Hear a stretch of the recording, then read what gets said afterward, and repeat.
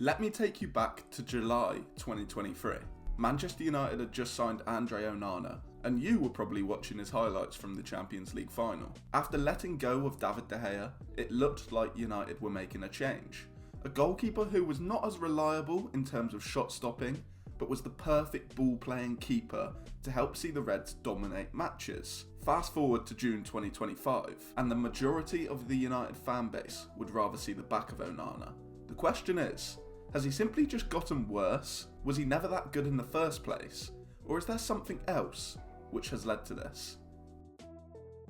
Hello everybody and welcome back to United District, and it's time to speak about Andre Onana. So, this is the goalkeeper who made a lot of high profile mistakes last season, and I think it was the Lyon game where there was that war of words beforehand, and then he failed to walk the walk after he talked the talk and had a clanger, two clangers for both goals. And I think that if you weren't Onana out or get another goalkeeper beforehand, I think a lot of people turned that way after that game.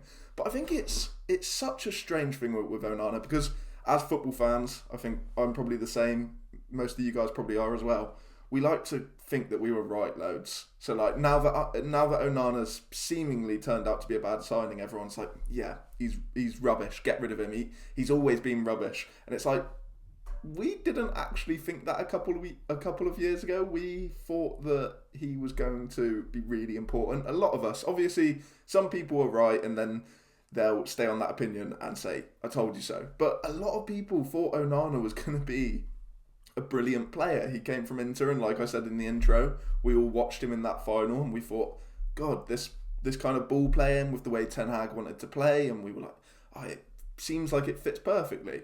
It obviously hasn't worked out, and I'm here to, obviously you can attribute it to so many different things, but I've just always had this opinion which I want to share, and I want to get your guys' thoughts on it. So take yourself back to that summer when we first signed Onana, and he played a couple pre-season games, and I remember immediately a load of people were looking at things like this, and we were against Real Madrid, and I think we lost that game 2-0, but there were certain things in the build-up where he'd really come out, or in terms of sweeping, and he was really active. And I think this is just one random example which I've found just to kind of prove the point, but he comes out of here, he plays it to Luke Shaw, and then he immediately runs over and kind of still offers that pass to Luke Shaw.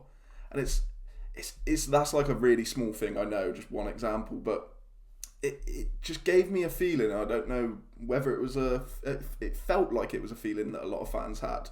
That was like, okay, this is going to really help our build-up. This goalkeeper he wants to play short, he wants to find passes which not many other keepers can. He is just really eager. Because one thing I always remembered with David De Gea is that I don't even think that he was necessarily bad at ball playing.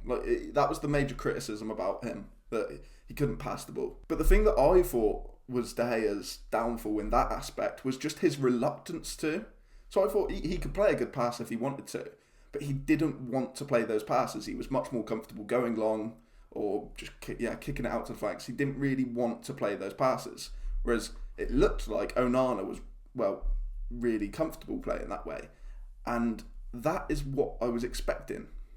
Now, obviously, we've moved 2 years on, and we see most of the same problems with Onana. He kicks long most of the time. He doesn't really try to build out too much, and he doesn't. I'd say he's quite a bad sweeper at this point in time. He doesn't seem to want to come off of his line and kind of collect those passes which just go in behind the defence. Which, if you told someone that 2 years ago or 3 years ago, they'd probably say, well, that does not make any sense. Like, those things seemed like what Onana was good at. We all knew that the shot stopping was probably going to be worse than David De Gea, and it was, and it has been. But I was just expecting all the other things to be better. I take you back to this example. So we're playing Lens at Old Trafford in Onana's first game in the home stadium. It's friendly still, but we take a look, and Diego Dallo plays a lack pass to Rafael Varane. They then take the opportunity to lob Onana from the halfway line in his first game at Old Trafford. And if you remember, the media coverage around that was a little bit mental. It was was a pre-season friendly. We are Manchester United, but it was like really I remember at the time that it was made a lot of in the media. Now, I'm not saying that the media reaction of that caused Onana to change, or however you want to put it. But I do, for some reason, I think that altered his game. Maybe whether it was from him or from Erik ten Hag at the time, where he said maybe we can't get away with you playing so kind of confident and coming out and being really high up in and out of possession. Maybe we can't afford that because that we're not good enough on the ball. I don't know. Let me know. Is this kind of a reach? Let me know. I'm not saying that this is the entire reason that Onana has failed at Manchester United. But when I think about his troubles, maybe it's just me. I always seem to come back to when he looked like a bit of an idiot in his first game. He got lobbed, even though really it wasn't his fault. It was Diego Dallo gave away the ball on the halfway line, like with no pressure on the ball whatsoever. And I don't know whether it was, like I said, I don't know whether it was his confidence that was knocked, or that it was like a conscious change from Ten Hag where he thought, okay, teams might have a look at exploiting this, the quick transitions, Onana's going to be out of goal. But I do think it's not even just that in terms of him out of possession being far up because of sweeping, but it just feels like it's had a knock-on effect. So like, back to this example here, it felt like in those pre-season games, or even some games over the course of this 2-year period that he's been at the club, he's held these really high starting positions in possession. And you don't have to be a magical passer. Obviously, you have to be able to make some decent passes into the midfielders, avoid the press if they're coming towards you. And Onana can do that, but he doesn't ever seem really like he's part of our build-up anymore. It seems like he's in goal and it's the defence building up.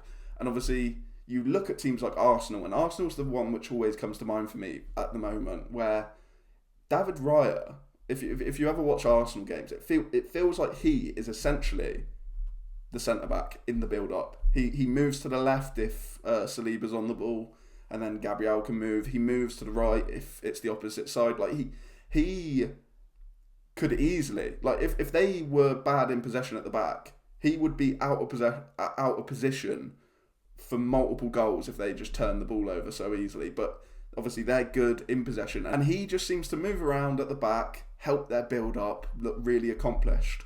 And I just look at it and I'm like, Onana should be able to do that. And maybe that is another factor of Onana not being amazing, is maybe we do overrate him a little bit in terms of how good he actually is in certain aspects. I don't know. It's an interesting one, because I did look at like looking back for a few things for this video, and I was looking at some old tweets of when he first joined, and everyone was so excited about this deal, and it feels like everyone was so excited about every deal which ended up failing, Anthony, Højlund, etc. It's just interesting, isn't it? Like, everyone seemed to think that this would be a transformative signing for the way that we play football, and it just hasn't worked out like that whatsoever. What do you think? Do you think this contributed to Onana's difficulties at Old Trafford? I'd like to know your thoughts. Am I being a bit crazy here, or is it a point worth making? Let me know in the comments. Let me know, do you think Onana's going to... It seems like he's probably going to stay for another season. It looks like United probably want to get that kind of actual number 2 who might be able to challenge him, because obviously Bayender's not been able to do that. But can he turn it around?